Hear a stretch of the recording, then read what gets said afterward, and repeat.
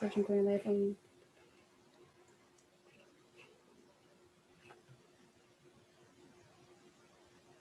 Last question quickly.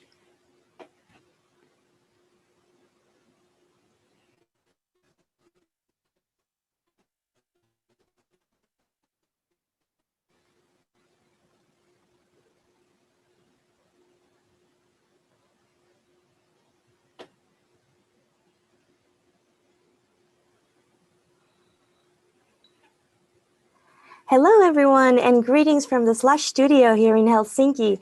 I'm Linda, Content Marketing Manager at Slush, and I'm thrilled to kick off this session with Brad Bao, the co-founder and chairman of Lime. Today, Brad is joined by another founder, William von der Appelen from FutureCast podcast.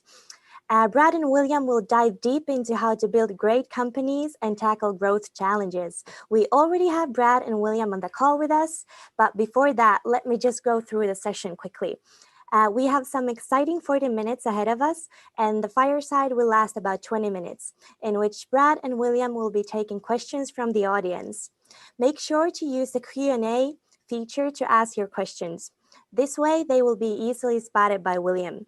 I am sure there are a lot of interesting insights to be taken from the session, so I recommend you to continue the discussion on Twitter with the hashtag #NodeBySlush. Finally, this session is live streamed on YouTube, so if you have friends who would like to tune in, feel free to invite them. That's enough from me. William, the floor is yours. Enjoy the session. Thanks, Linda, for the introduction. Wow, what a pleasure to be here tonight hosting the pinnacle, I think I have to say, of these last two Node by Slush days with a truly inspirational founder, and it's gonna be. I'm sure we're in for quite a treat tonight. So with me on the other side of the world is Brad Bao, who is a co-founder and chairman of Lime. Hi, Brad. How are you doing? Doing very well. Great to be here. Hi, Willem. Hi, thanks, Linda, and hi, everyone. I think we were chatting a bit before the talk, and most people in Northern Europe are quite envious of you. You know, I saw you in your backyard on Tuesday with sunlight and warmth and all that. So we're quite envious of you.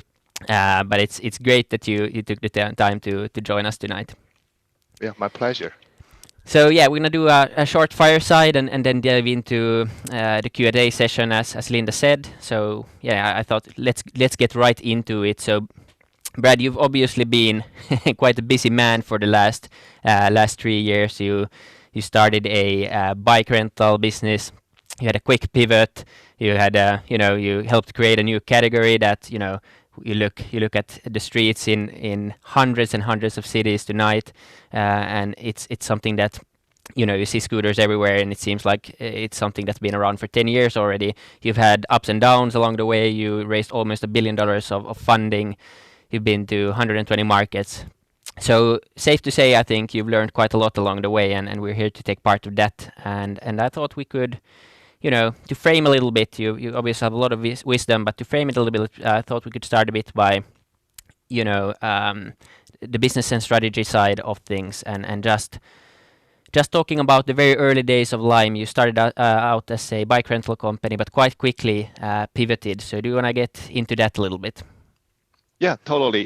First of all, thank you for the introduction again. And then Lime has been a very exciting and interesting journey, right? It's in a way atypical for a startup, but in many ways, it's just a yet another typical startup as well. The startup has the common challenges and have the common kind of opportunities that we should be looking for. And at Lime, I would summarize it in a more higher level given the time limitations. The interesting thing, I think, what we look at is what changes and what doesn't change, and what does not change is our vision. The vision is set by the rule of first principle. What are the biggest challenge the world has, and are we going to tackle that and try to solve the problem? That never changed. And what we focused on is urban mobility, the pollution and the traffic everywhere in the world. That has not improved yet, even with all what we have done and our peers has done. We're literally less than 1% into it. I think there's a long way to go. So that vision doesn't change.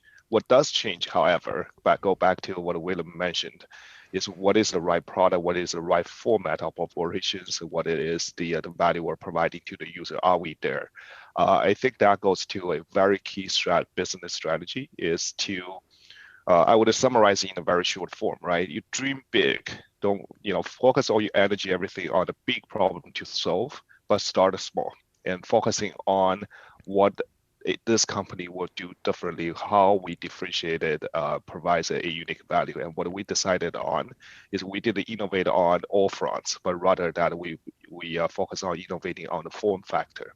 And that's one of the key things that how our user interact with our product and services, and they leverage that to make their life better. In this way is to cut traffic, save time and money. We started with bike, as you might can tell that I'm a big biker, so I bike everywhere I could. I love bike. I believe, I hope that everyone in the urban environment, even if possible, using bike instead of any other format. And that goes to the second point, right? Make bold assumptions, but validate that very carefully. We started with bike. We got a really good traction at the beginning. I can tell you it was a crazy number to begin with. But once we started to scale a little bit, and what we realized is not necessary for everyone. Our vision is for urban mobility, not for exercising, not for sports. And what happens is the initial adopters were like people like me, right? They love bikes and love sports, and they are physically capable, and they don't mind like being sweaty or whatnot.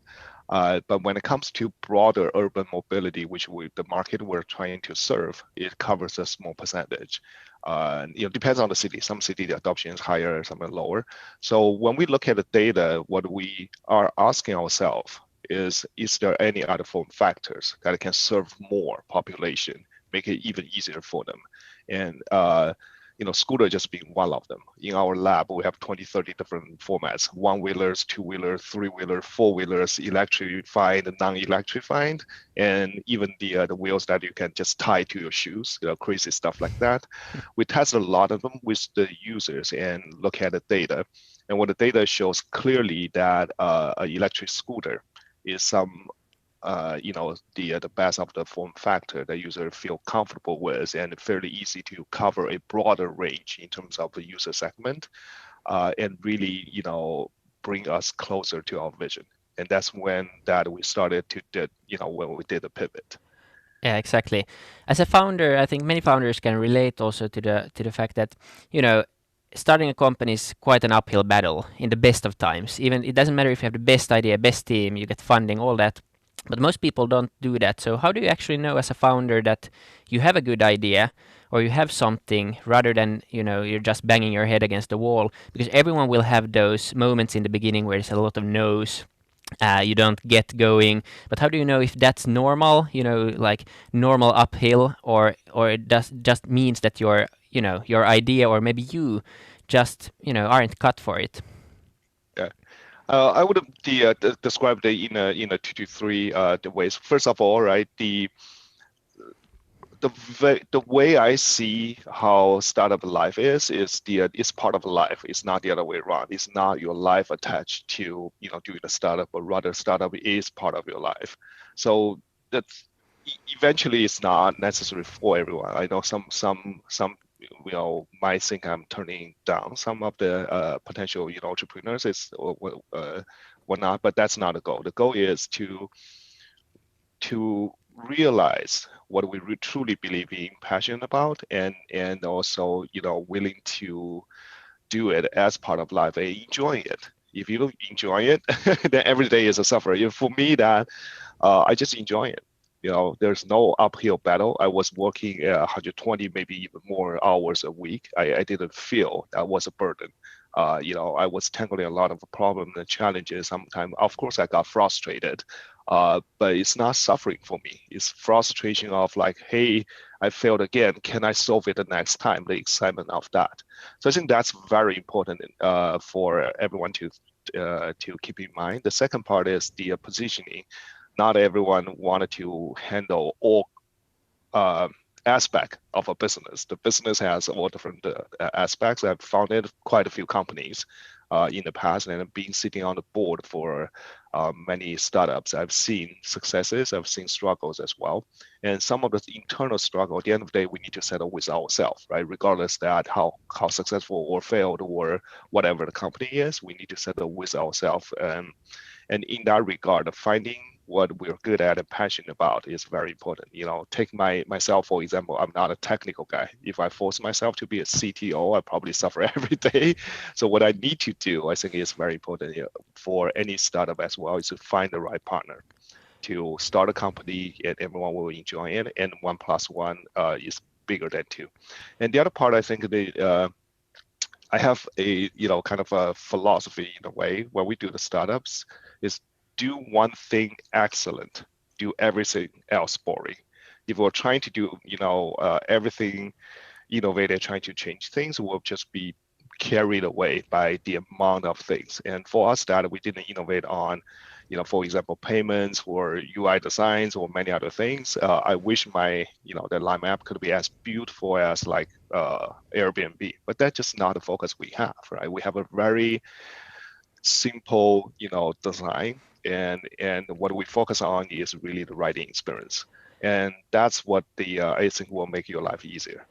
Yeah, right. And that's I think I found, and many founders I think find that something that's quite easy to say and so hard to do. And many people try to develop themselves and become good at everything, but you end up being quite bad at everything. So really finding your focus and having the guts in a business or as yourself to actually stick with developing only a few parts of the business or yourself is crucial, absolutely, but probably not as easy to do as um, as it might sound. But okay, let's talk a bit about scaling. So obviously you did a pivot, you found a new way, found a new market that was you just exploded pretty quickly. How do you have the guts to actually scale that fast? Because okay, obviously it's a huge market. It became very competitive very fast, but still it's 3 years and you've done quite a lot of things in that time. Yeah, I think scaling is always a very interesting topic to talk at a startup. I think there's, in my view, there is a line to get across first before scaling, and I think scaling is a very powerful tactic to keep in mind, and also in many cases that is a strategy as well. But what I'm referring to, however, is whether the idea is validated. In my mind, right, a startup, if you're finding a right product market fit and providing value to the users, to the world, it's a thing if you don't scale. That we carry a mission. The mission is to service and provide value to as many as users and make a bigger impact as much as possible. But the other common mistake is to scale too fast or too early before we find a product market fit or is validated. And by that, what I meant is we are all in optimistic person, right? Otherwise, you would not start a company. You would not doing a startup if you're not. So we have the vision. We firmly believe what we're doing, but sometimes that overcame, too much and lead us to falsely believe that we already have it. So what we did is that we pivoted, we tested a lot of products, and we pivoted, and then until we find the product market fit, then we know from the data, which is very critical. It's not about someone said, I love your products. It's not about someone say, I hate your product. It's not about your investors or friends say, give you the nice word and the strong support. Those are all great to have. The data will tell you whether you are on a positive feedback loop or not. And that means a lot of different things in different settings. But I think the validation is where the line to get across before scaling. Right. Hey, quick reminder for everyone listening in. Remember to leave your Q&As or maybe your questions. We'll answer them, or Brad will answer them in the chat at any point. So we get a few of those in there as well. Okay, so once you start scaling, you validated your business idea, it's critically validated with data, you find a product market fit, and it's all hands on deck, and you go. How do you do the people and culture side of things? How do you think about hiring? How do you think establishing a culture? But more importantly, when hiring a lot of people very fast, how do you think about maintaining, your values, your culture along the way? Yeah, first of all, I think the culture is never static. Regardless we pay attention or not pay attention to it, it's there. It's a living organism, right? It has its own life. It lives and breathes, and it also evolves over time as well. I yet to see, including Lime, that there's one company the culture never change. I think it's evolving over time, given where we are, given the size of the company and all the dynamics. But what we do emphasize on are the core mission and vision, which is as I mentioned earlier, never change. And the second set is a set of values. Those are the values should never change. Everyone join the company should embrace that. And interesting enough, at early days, here's the interesting thing. As a young startup, no brand, no influences, and we can't even pay high salaries or not. What do we attract are the people agreed with the vision, passionate about our mission, and also share the same value. Otherwise, there's no reason they don't join, either Google, Facebook, or the big companies and live a comfortable life, but rather they join us. So we track a lot of, let's just say, alike people to join the team, and they becomes then the core of the company's culture. The interesting though is many of them joined for bikes. There, Yeah, right. we have like athletes, we have like champions and all that join us and then pushing for that vision.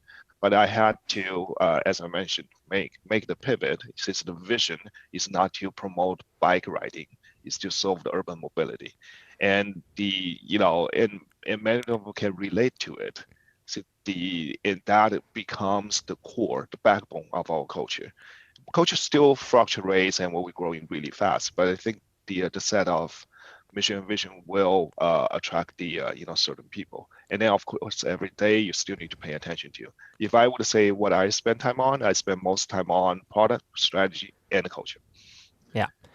I think that's very interesting, and that's something that companies tend to say. The culture shift, and you should find the right fit. You should hire based on values. But do you think this is common that we actually do it? Because what we tend to see quite a lot is companies hiring based on resumes or grades from schools or GPAs or whatever, and not necessarily based on the best cultural fit. Do you think that's true? And how could we start changing that? Yeah, I think that's absolutely true. It's in order to master how to hire for the best fit and value, it's a long journey.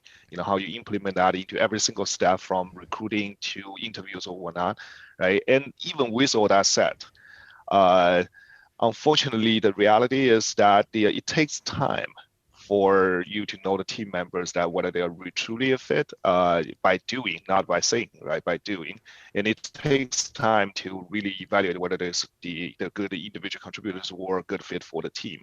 Uh, Resume is a lot easier, right? You look at hard facts of okay, here this certificate from this university, this years of experience. So when we are scaling fast, it is very likely that there are many of them were hired based on the resume, which is the first kind. I would say that's a entry barrier. They pass the entry barrier, but they may not fitting the value and the fit. And but fortunately, there's a way to do it. It's hard. It's a easy to say way, but it's hard to implement. It's fire fast. Every time just notice that someone doesn't fit in and destroying the culture or doing things against the values, just let them go. I think that's in many ways the only way to can solve it. I think that's also a common mistake I've seen as well when I'm sitting on the board that hiring too fast is one mistake, but that burns money, right? The money could be raised or made. Firing too slow is more damage to the company and to the team. And that's one of the common mistakes I've seen that, and particularly in the early stage startups, hey, many of them are all old friends, colleagues, or even family member. It's very difficult to let them go. But everyone, I think you please keep in mind that your fiduciary duty is to the entire company, to the rest of the team, and also to the users that you're serving. Right, exactly. Let's take the last question before moving into the Q&A session. There's a few Q&A questions coming in now. Please just ask away. I have a few backups, but we much prefer to ask the audience questions. But one more timely question, if you will. This year has been quite a ride for almost everyone, and especially also for many different businesses. And we talked beforehand about sacrificing the vision for short-term gains. But do you think this applies also to a year like this, where many businesses struggle to keep alive if they don't do something pretty quickly? But then again, you see many businesses doing very strange things and changing everything because of the crisis. So how do you view that? Because obviously, you don't want to go bankrupt in the midst of all this, but then you would also, of course, want to have a future growth scenario despite this time. Yeah, that's a really great question. I think in terms of the pandemic, nobody expected that. Even in my whatever 200-page long strategy planning thing, I never planned it or predicted that. So I think it was a shock to many companies, to the whole society as well. And interestingly, I think every company's reaction to that is different. I would say as a startup, including Lime, we're still a startup, right? The 3-4 years old. Surviving is the number one thing, so we can fight another day. The vision and the mission never dies, but they will need to be preserved as the company is there. So we did a lot of hard choices. We had to let go some of the team, we had to shut down some of the markets. But most important thing, back to your question as an example, is what we did is at the pandemic starts, we had two choices. One is to keep the operation, which will reduce our burn, will generate more revenues, or shut down the markets. And I decided to shut down 90+% of our markets, since we know what we're serving is the urban population.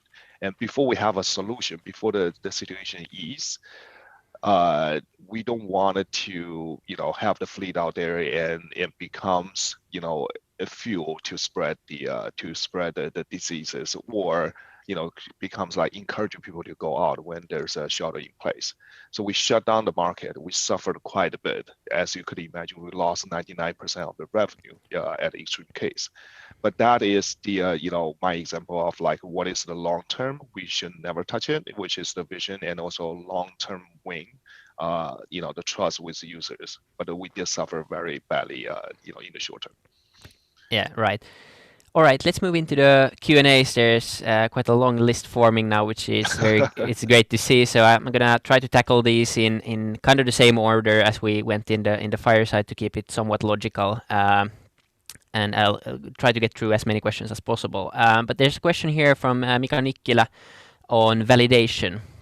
And he asks that when validating an idea, what kind of metrics would you say are an absolute must to collect? As you said, it's data driven. So what kind of data points are essential? Yeah, I think the quick answer is it really depends on which industry and what product you have. And normally that what I will focus on, here's what I will focus on. Is mostly around the users, and the user, if there's not enough engagement or that, then it's not validated. Like repetitive users, some of the business again is different, right?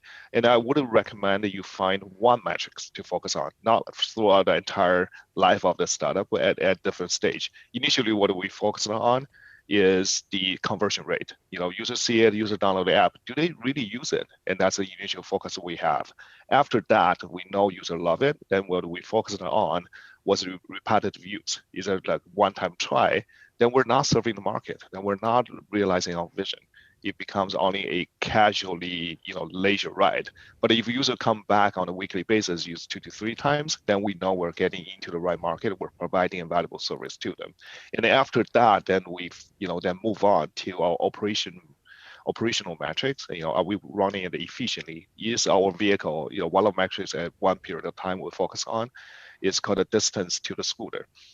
how we operate using AI and big data to position the scooter closer enough to the user. Initially, some of the city was like 700 feet away, right, on average. And then we reduce it, shrink it to 300 feet, 150 feet, 50 feet. And the time 50 feet roughly one block, then we feel comfortable that we're providing a valuable service. So I think, finding the key metrics for your business at a time and using that as a OKR will be very effective. Everyone focus on that. We had a portal, right? The OKR is right there. One number on it. Everyone look at it. It will help you to organize the team together.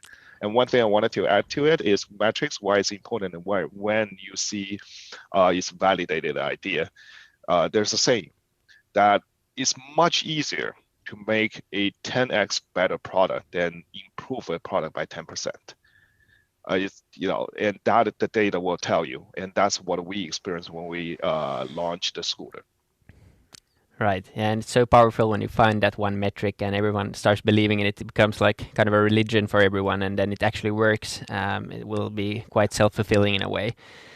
Here's a good question from Oscar, which is very, very interesting since you've had a extremely rapid growth pace. You entered 100 plus markets within 2-3 years. How do you choose what markets to enter? Obviously, this is quite a big number of markets, but is there like a scientific process behind this rate of scaling, or are you accepting the fact that you're gonna hit and miss along the way as well?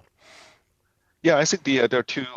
We did have a very scientific approach. So we analyzing every single market that we could potentially get into, and we're talking about 600 plus, right? And then we filtered it down by like the size of the market, the robustness of the public transit, which is always hand in hand with micromobility, and the existing bike culture or not. Do they have bike lanes? How many local stores are in per square mile in those markets? And of course, like education levels, the income levels. And one key thing that's interesting, you might not think about. We even look at how many street corners that every city has. Some cities are just like big boulevards and there's no street corners, right? And the more street corners actually creates more use case for micromobility. So we did all that, but again, that with a bold assumption that we come up with a priority list, right? And then we get into those markets list by list, but then validate with data. Some of that we found out surprisingly, some of the city we thought it would be really good, and somehow I think the culture is just not there, and the adoption rate was not that good. And some of the city we thought it would never work, ranking number 300 out of 600, it actually works quite well. So again, that data is your best friend. Will tell you make bold assumptions, but do always validate it with data. Here's a good one from Michelle on, the benefit of hindsight is always, it's a fun thing, and that's one of the reasons we're hosting this Q&A and the Fireside in the first place, since you've learned so much on the journey. But is there a strategy or is there a decision along the way that you regret or you wish you'd done differently or done sooner? Yeah, I think there are many. Yeah. There are many things in the retro respect. You look back, they say, okay, I could do this better. I could do that, earlier, whatnot. And that's part of the learning, and that's part of experience to be a startup founder. I think I quite enjoy it. And my one of the personal habit is, every day I will do two things. I will look back, only one day, say, okay, did I waste time? I look at my calendar, the meetings I attended, the time I spent on, and that take you literally 1 minute or two. Just take a look and say, okay, I wasted an hour and a half today, and I should not do that tomorrow. And that happens every day. And every month or so, I will look at the, what key decision we made in the past. Yes, there are many. I cannot point it to one single one of them. For example, let me think about some. I think some of the market that we could validate it further before we further expand. And some of the markets just not ready. They will be, but they're not ready. And then the experiment, if you would, in each of the city should be in a more controlled fashion. I think some of the city went too big and had to, shrink back, and it's not, good enough. But I'm glad to say though, I don't think there are many things that we regretted we did it. Sometimes some of the stuff we did it later, but we always caught up, and then we're still the leader in the market. That goes back to what doesn't change. We never change our vision. We never change our definition and value of how we treat and respect our partners and users. And those are the things you will never get back. Don't do that. Okay, here's a good one, and this is something that's becoming more and more of a topic, which I think is a good thing. Actually, we're talking more and more about founders' mental health and founders' ability to be here also in 5 years with their companies and not burning themselves out too quickly. You mentioned obviously you worked really hard, and this kind of common founder answer that if you love what you do and you don't feel it's an uphill battle, and it kind of you don't even know it. And the fact, of course, is that you always have to work quite hard to make something happen. But how do you view, keeping a balance in your life, staying healthy, and making sure that you can actually be there for the company also long term, and not just for the critical first steps and the scaling part? Yeah, I think the first of all, right, as I mentioned, the startup is part of the life, and you squeeze that in your life, not the other way around. Not, hey, let me design my life to fit in the startup. That's part of the life. And what that means also, everyone has different style, comfortable levels. And however, if you're passionate about what you do, then it's not a burden. I don't feel burned out. I feel tired sometimes, yes. And I need to add like exercises or all that stuff, which I enjoy as well.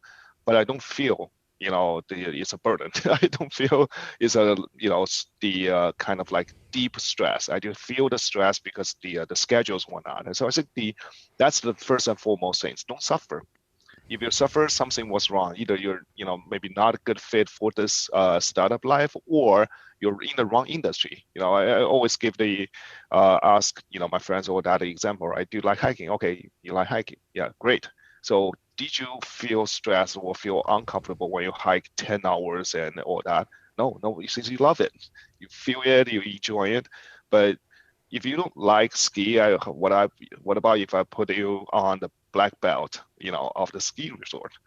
You feel uncomfortable, you feel stressed, you don't feel enjoying. I think that's the number one thing. The second part, however, I think there will be crunch time. So settling with ourselves is very important mentally, and getting the support. I think one of the common mistakes I also find is not talking to family and mentors or asking for help.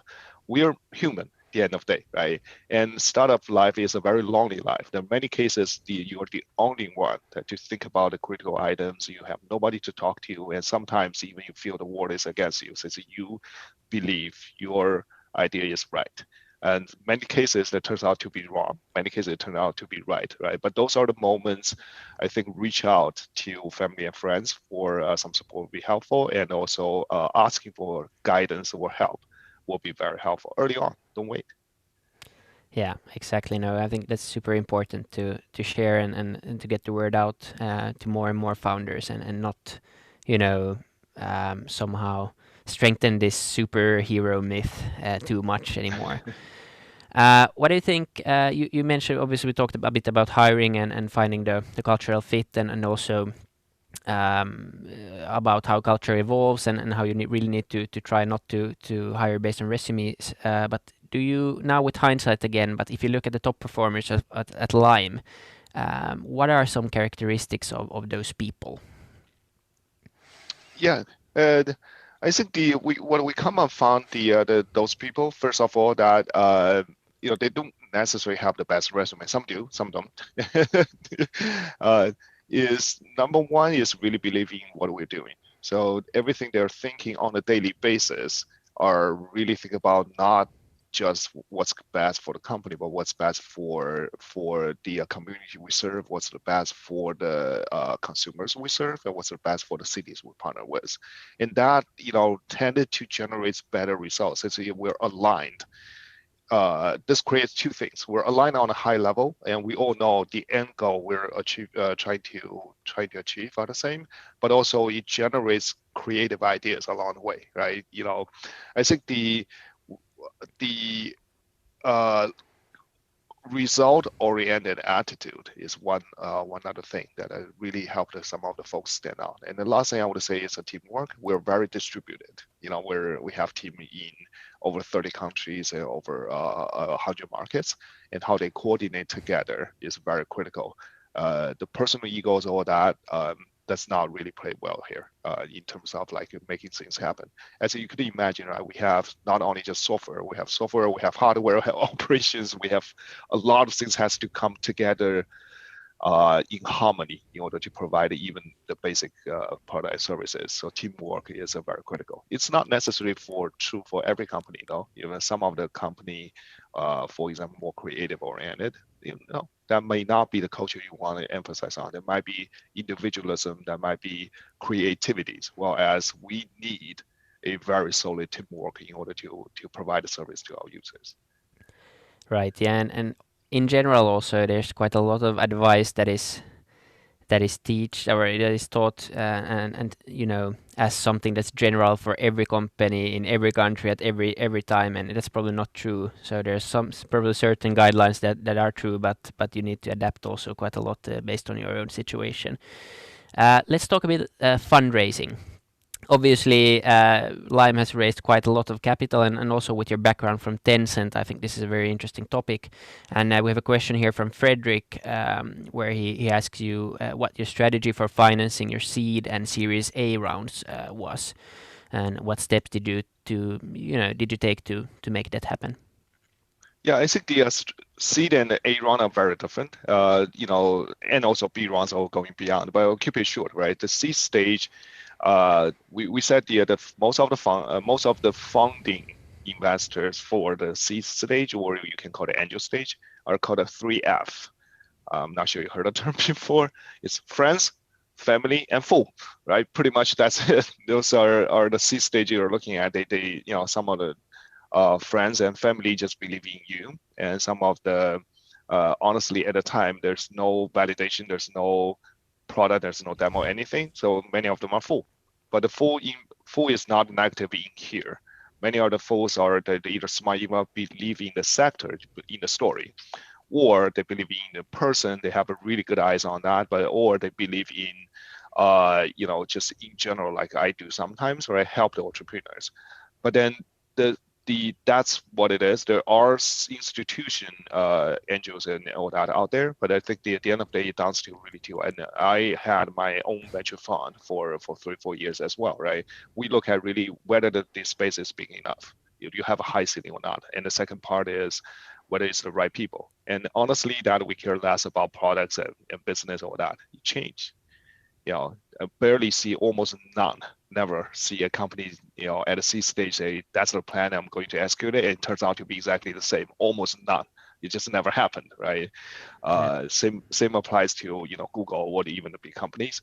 So A round, however, is different. A round is a early, validation of the product idea and also execution of the team. So it's beyond the story. And that part, I think what we benefit from, again, is a big potential address market.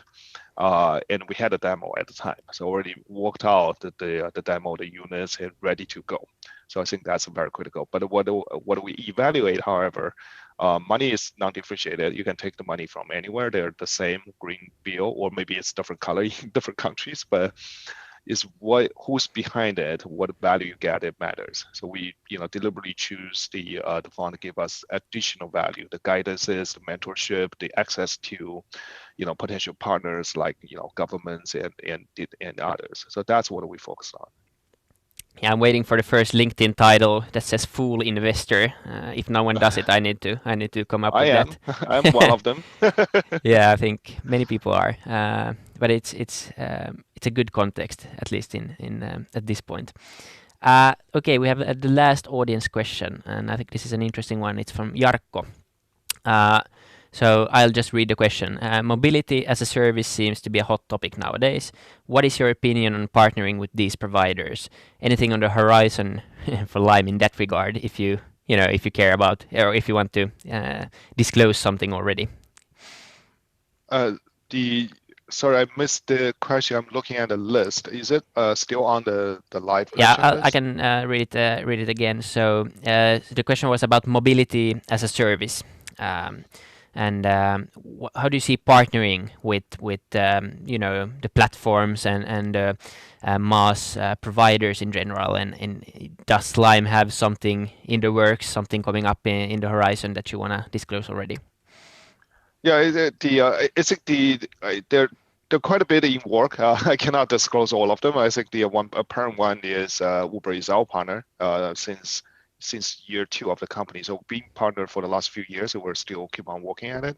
And the way I see it, however, mobility as a service, I wouldn't say it's a segment or category. Instead of one company or one platform, everyone want to be the platform, but I think everyone is part of the ecosystem, and we all together to provide the urban mobility to our user services.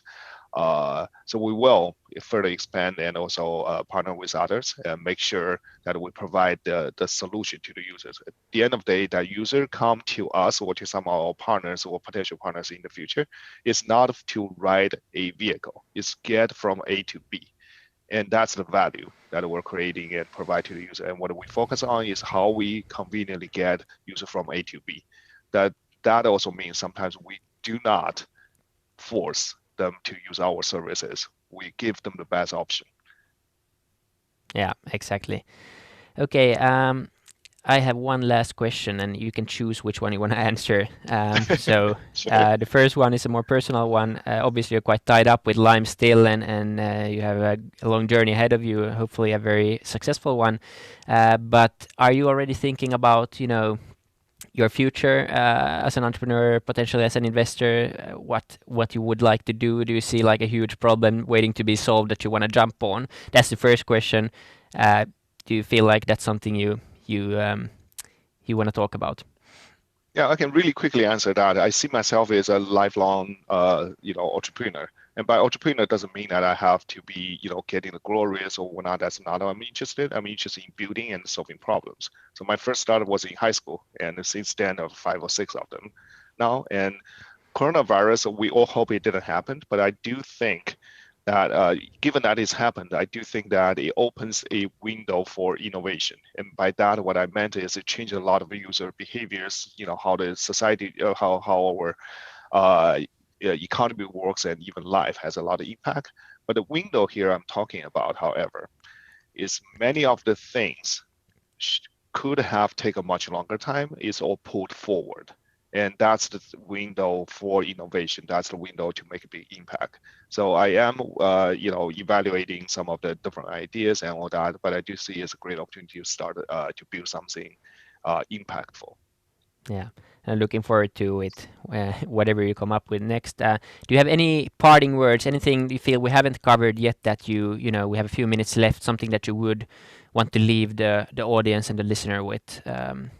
Yeah, to end with. Yeah, totally. I think just one thing, why there's not a single book you can read and just say, hey, now I master startup. Right? You can read about physics, you can read about even music, you can read about histories. Why? And the reason is really simple. There's no one formula fits all. I think there are fundamental things that the doesn't change, but it is very dynamic to every single company. For another example, like scaling, right? As I mentioned, you got a product market fit, you should scale quickly. This is not only the best strategy to win the market, but also it's a best strategy and also our mission to serve more users. Not always the case. Even that, right? That's a largely universal true statement. But sometimes if you're in a full luxury good, you actually want to limit the supply to keep that status or prestige. If you're in a market that does not really benefit from network effect or economy of scale, then scaling may not, or at least the quick scaling may not be your best friend. So using that as an example, the point I'm trying to make here is it's very dynamic. It's very fluent. There's no one formula fits all. At the end of the day, I think the finding the right metrics, the right approach, and also right people for your own startup is what matters. Yeah, and I think that's a great note to end with. And Yeah, I really enjoyed this conversation, Brad. Thanks for all your wisdom. I think we covered quite a lot in 45 minutes, but I think we could go on for another few hours. So maybe we have to do it again at some point. But yeah, I hope everyone in the audience enjoyed the conversation, and hope we'll get to hear you at Slush many times in the future as well, Brad. A pleasure to be here. Thank you, Willem, and appreciate all the great questions from the audience. Thanks, and thanks for everyone listening in. And we're gonna now be ending the session. Stay tuned for more from Slush coming up later this year. Bye bye. Yep. Bye.